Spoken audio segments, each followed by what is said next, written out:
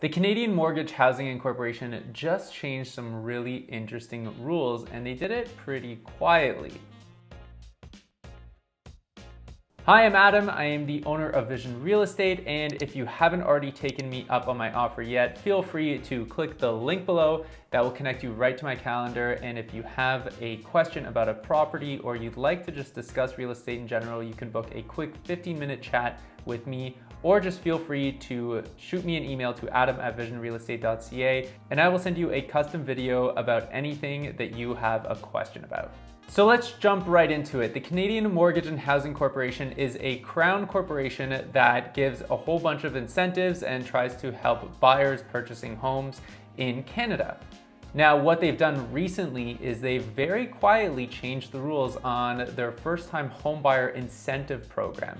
Now, this program was originally designed to help with down payment. Now, the way that it worked is that there is a certain price threshold that it needs to be under. So we're not talking about $1 million homes here. We're talking about only a few $100,000 homes, and it could be anywhere in the country, but they were looking to match a down payment that was less than 20%.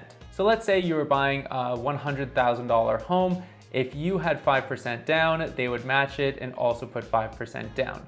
But here's the catch. With their down payment as a percentage of the property, they took that same percentage in stake.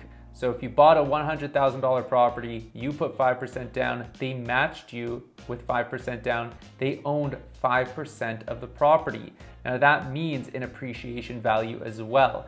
Basically, the government becomes your partner. This program was wildly unsuccessful and very unpopular. Now, why do I say it's unpopular? Well, they had a massive budget for this program and barely any of it got used because no one wanted to partner up with them. The government allocated $1.25 billion to this program, and only $270 million of that budget was actually used. It turns out that even first-time buyers don't want to partner up with the government and give away equity stake in their property, and I think that that's pretty fair to not want to do. So what change did the government recently make? Well, they started trying to mitigate the downside risk of their investment. So in fairness to the consumer, they also capped how much that they can make at 8%, so it doesn't look like they're just taking on the wins and then mitigating their losses, which I think is fair. But having said that, they've also mitigated their risk by capping their loss at 8%. So if the property value dips below 8%, anything below 8% on their side of the investment, well, you're shouldering that. So to break it down and make it really, really simple, let's say that you bought a $100,000 house and you had 5% down and you chose to go with this government program, which also matched your 5% and put 5% down, which is a total of $10,000. $5,000 from you, $5,000 from the government. Well, as that property appreciates, they have 5% of the property. So as much as it appreciates, whatever that gain is, they own 5% of that gain. But with interest rates going up, the government is starting to get pretty worried. And so they've decided to cap their loss at 8%.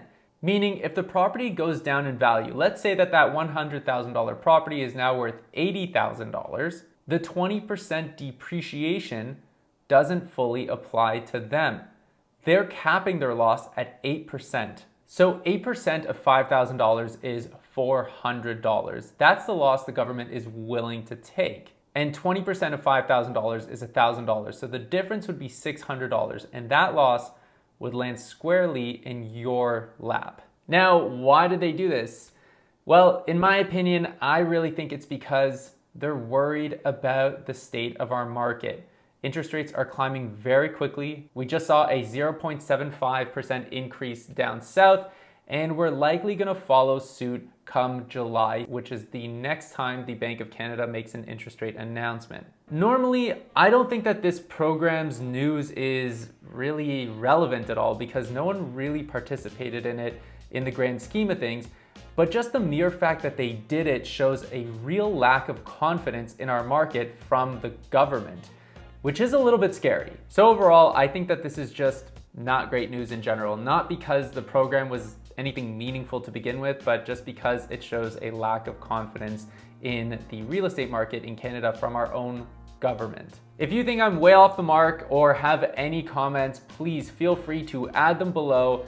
And if you haven't yet subscribed to the channel, please feel free to hit that bell along with the subscribe button so you can get notified anytime that I upload a new video. Until next time, see you later.